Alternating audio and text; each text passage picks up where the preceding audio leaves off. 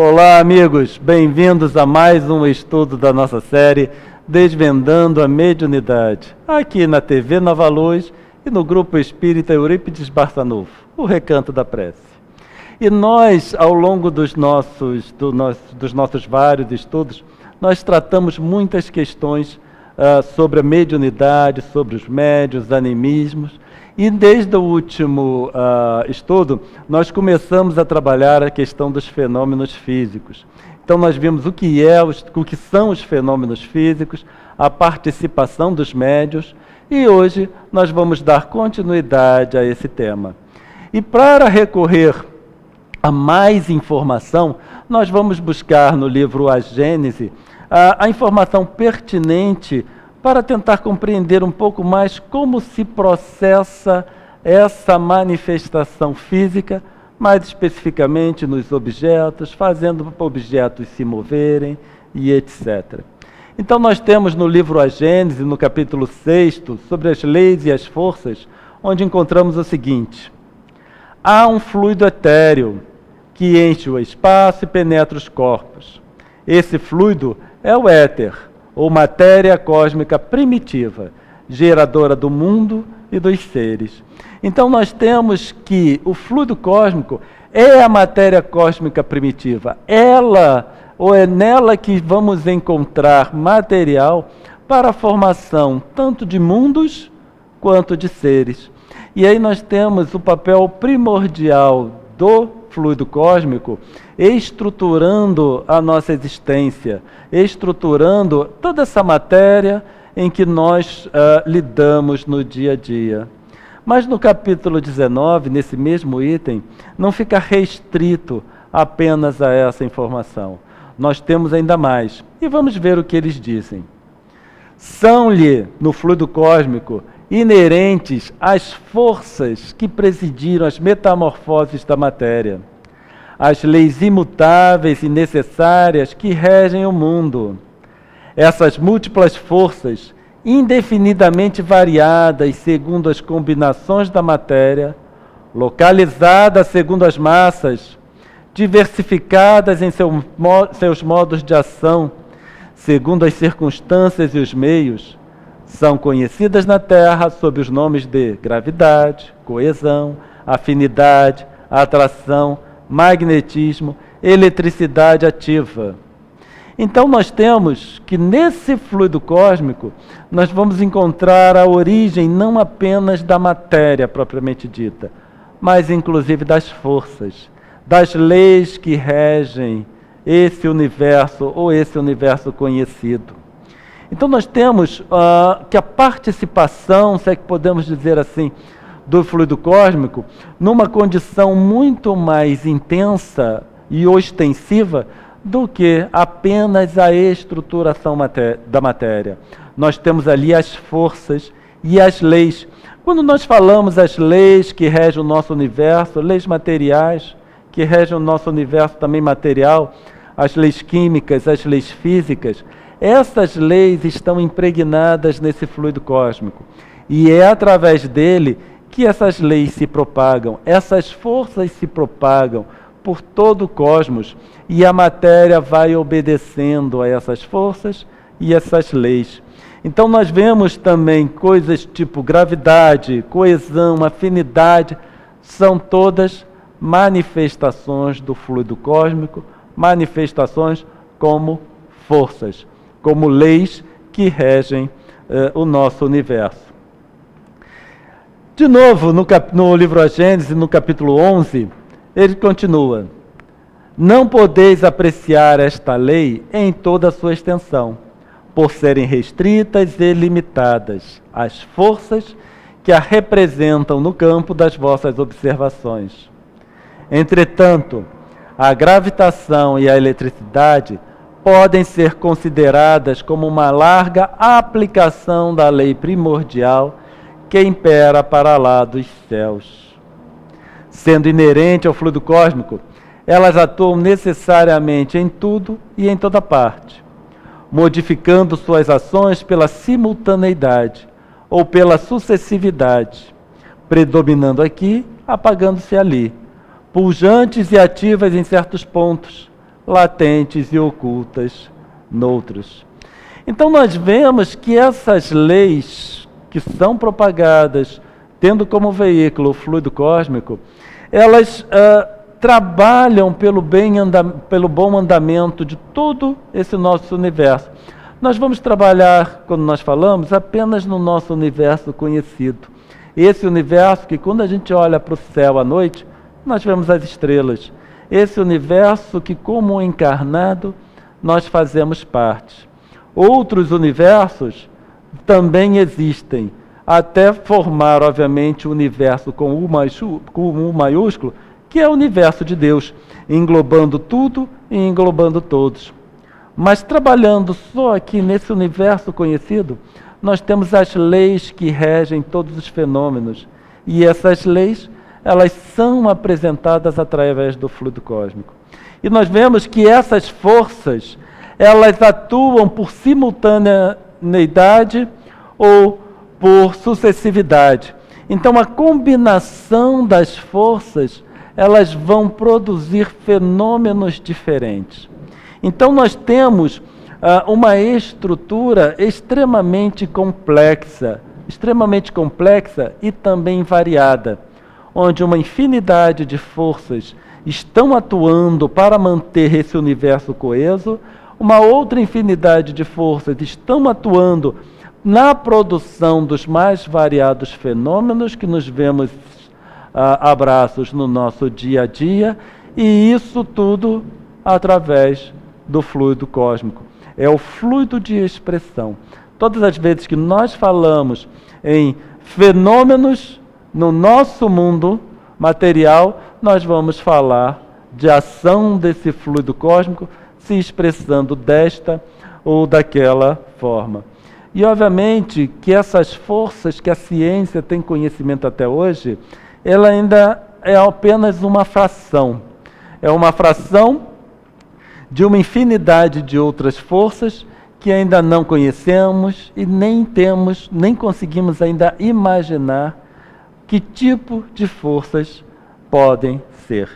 Mas vamos trabalhar, obviamente, naquilo que nós temos conhecimento. Então nós temos, por regra geral, Deus, Espírito e Matéria, que é apresentado como a Trindade universal. Mas nós começamos a perceber que outras coisas também existem no nosso universo. Outras coisas fazem parte da nossa vida, tais como o tempo, o espaço, as forças, a energia e etc. Esse slide nós já vimos lá no início dessa série, Desvendando a Mediunidade, quando nós trabalhamos sobre fluido, sobre o tema fluido, mas aqui nós estamos trazendo de volta para dar continuidade e aplicá-las nos fenômenos físicos propriamente dito. E aí nós temos o fluido cósmico, dando origem a todas essas manifestações sob a ação do Espírito, se manifestando como matéria, tempo, espaço, forças, energia e etc. Nós vimos também 2 circuitos. Um circuito principal, um circuito energético fechado, envolvendo Deus e o Espírito, porque nós somos criações diretas de Deus. Então, por isso, nós e Deus formamos um circuito fechado. Estamos sempre em íntima ligação com Deus, mesmo que não tenhamos conhecimento sobre isso. Agora existe um outro circuito, que é o circuito do Espírito atuando no fluido cósmico. E essa ação no fluido cósmico, ela pode se expressar, como nós falamos, das mais variadas formas. Então, matéria, tempo, espaço. Quando nós falamos o Espírito atuando no fluido e se expressando para nós como matéria, tempo e espaço, aí nós podemos fazer uma série de distinções entre a cocriação em plano maior, conforme André Luiz, no livro Evolução em 2 Mundos, nos relatou, em que os prepostos de Deus atuam no fluido para a formação desses mundos, formação também, obviamente, das leis químicas e físicas e das forças. Agora, depois dessa estrutura já formada, nós, espíritos, numa cocriação em plano menor, também na terminologia de André Luiz, atuamos nessa matéria, nesse tempo, nesse espaço, que já foi formado por esses prepostos de Deus. Então, por isso que existe um circuito aberto, onde vários espíritos estão atuando sobre a mesma estrutura, em níveis diferentes. Agora, tudo isso é formado por fluido cósmico. E no livro A Gênese, no capítulo 14, quando Kardec trabalha sobre os fluidos, ele diz o seguinte: os espíritos atuam sobre os fluidos espirituais, não manipulando-os como os homens manipulam os gados, mas empregando o pensamento e a vontade. Então nós temos que a nossa ação no fluido, ela se dá através do pensamento. É assim que nós atuamos. Se nós temos fluido se manifestando na forma de matéria, se manifestando na forma de forças, nós, como espíritos, podemos atuar nesse fluido, alterando, obviamente, sempre dentro de certos limites, o que vai estar, ou que vai depender do nível evolutivo de cada um, mas dependendo desse nível evolutivo, nós podemos alterar dentro de certos limites, tanto a matéria, quanto as forças que atuam sobre essa matéria em questão. E isso nos possibilita uma ampliação da abordagem com que nós vamos trabalhar esses fenômenos físicos. Porque fenômenos físicos é a ação de espírito sobre a matéria. Como ocorre essa ação? Nós temos que essa matéria é formada de fluido. O espírito atua no fluido através do pensamento. Sobre qualquer objeto, a atuação de forças que as mantém coesas e as mantém ou na inércia, localizadas em um ponto, ou em movimento, inércia de movimento, que são forças atuando. Como forças também são expressões do fluido, nós podemos imaginar o espírito atuando nesse fluido e alterando assim a forma como essa força está agindo. No Livro dos Espíritos, no item 29, Kardec, tratando sobre a questão da matéria, ele pergunta: a ponderabilidade, a possibilidade de tocar, a dureza, é um atributo essencial da matéria? E eles respondem: da matéria como a conheceis, sim. Não, porém, da matéria considerada como fluido universal. A matéria etérea e sutil que constitui esse fluido, pois é imponderável. Mas nem por isso, entretanto, deixa de ser o princípio da nossa matéria pesada. Então, a ponderabilidade, a dureza, a firmeza da matéria é só da forma como nós a conhecemos. Matéria mais sutil é imponderável para nós. Agora, quando nós olhamos para uma mesa e vemos toda essa firmeza, toda essa dureza, é apenas como ela se expressa para nós. A ciência, hoje em dia, que já entrou no âmago da matéria, ela diz que, na essência, quando nós vamos lá no átomo em si, nós não encontramos matéria propriamente dita. Nós encontramos tendência à matéria a existir. Então, quando eu sei que é um conceito que parece um pouco diferente do que nós estamos acostumados a pensar. Mas uma mesa, por exemplo, ela é formada por minúsculos átomos. E esses átomos não têm uma expressão material da forma como nós a entendemos. Ela é mais fugidia do que material. E essa mesa, ela é formada por essa matéria fugidia. Mas que a nossa relação com esse fluido nos dá a impressão de toda a firmeza, toda a dureza da matéria. Então, quando fala que a ponderabilidade é característica da matéria como nós a conhecemos, porque nós conhecemos essa expressão do fluido para nós. E como expressão, ela é um corpo sólido. Mas no seu âmago, não tem nada de sólido. Ela é composta muito mais de espaços vazios do que propriamente de objetos sólidos. Mas sobre essa matéria, forças atuam.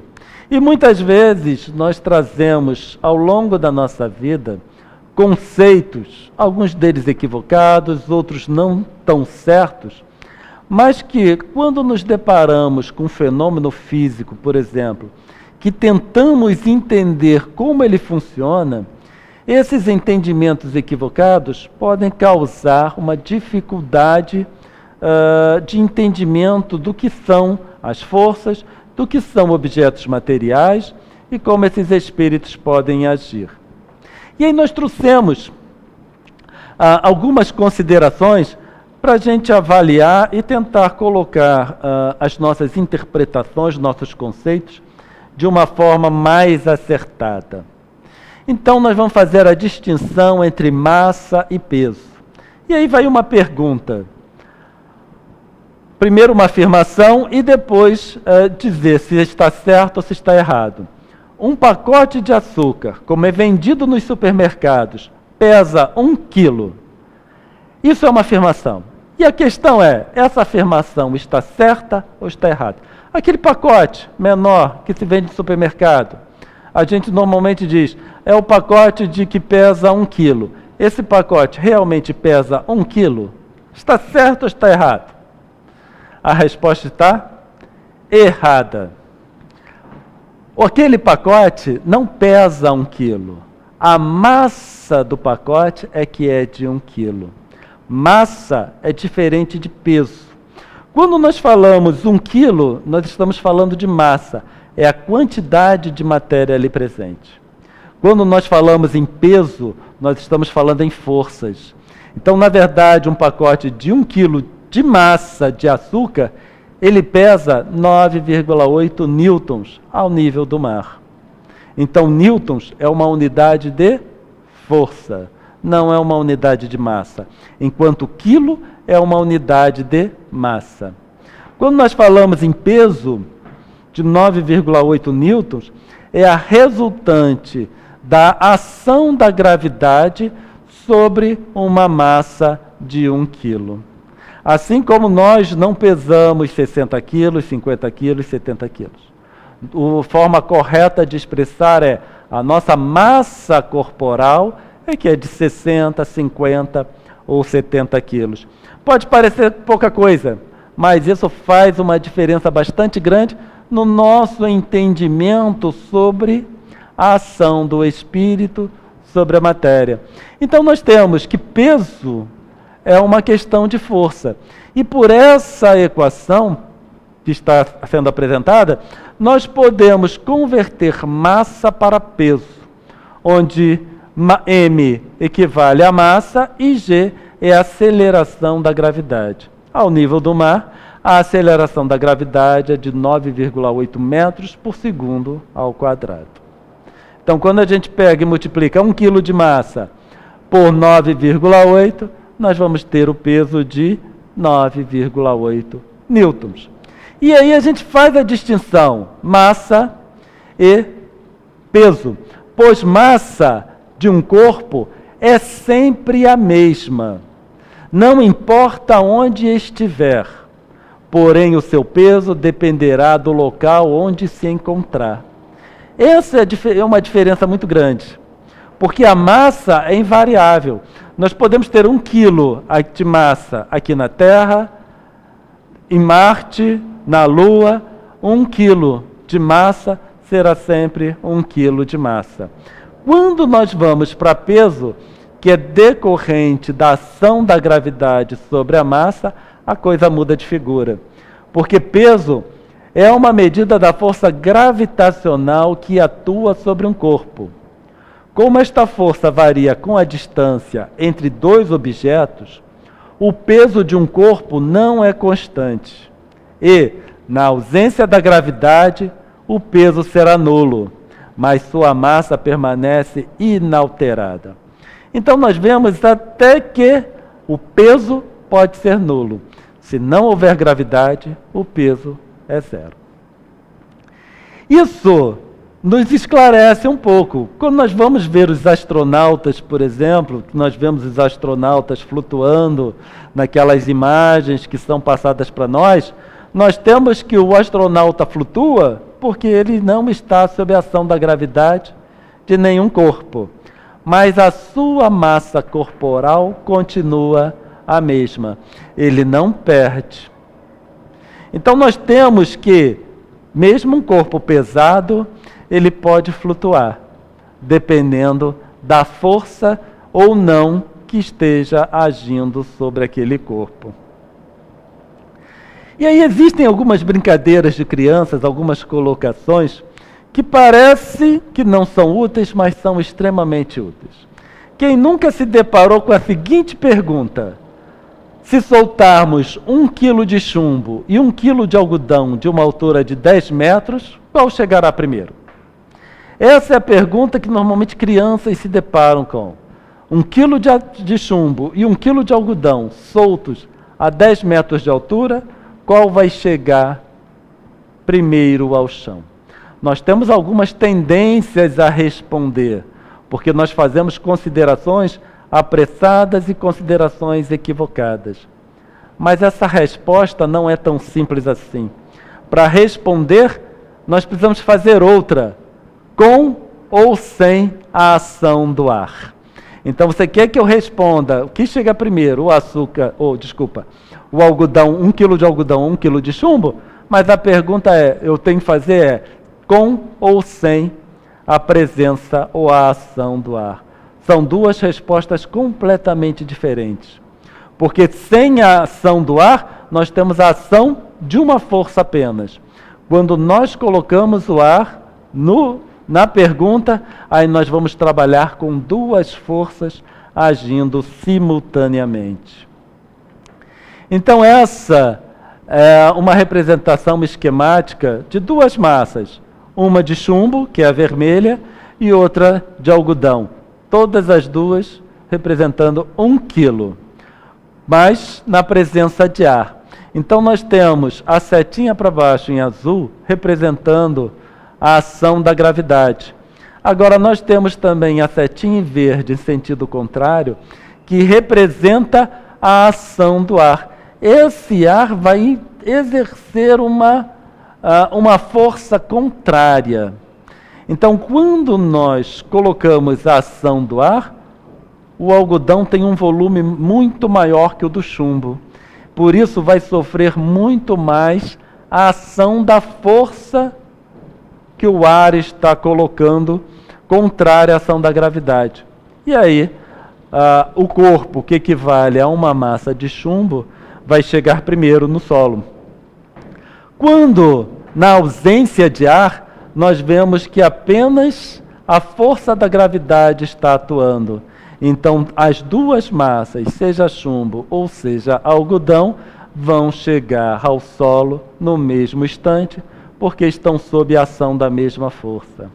Então nós vemos, no caso, a simultaneidade de forças atuando num corpo, tendo respostas também diferentes do que a gente pensa, dependendo da ação simultânea ou não das duas forças.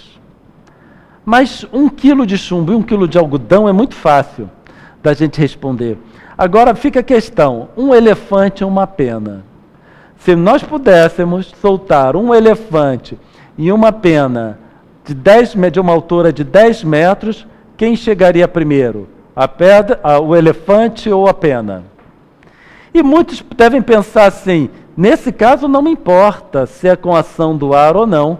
O elefante, que pesa toneladas, vai cair primeiro do que a pena, que pesa 1 grama ou frações de grama. Mas a resposta não é tão simples assim. Se estiver sob a ação da gravidade, o elefante vai cair primeiro, vai chegar ao solo primeiro, porque o ar vai exercer uma ação contrária que vai atuar na pena. Por ter uma massa muito menor do que o elefante, vai ter uma ação mais acentuada. Contudo, se nós tirarmos o ar, tanto o elefante quanto a pena chegarão ao solo no mesmo instante, porque eles estão sob a ação da mesma força. Então, sem ação do ar, um elefante e uma pena soltos a determinada altura e ao mesmo tempo chegarão juntos ao solo. Isso é interessante porque é muito contraintuitivo.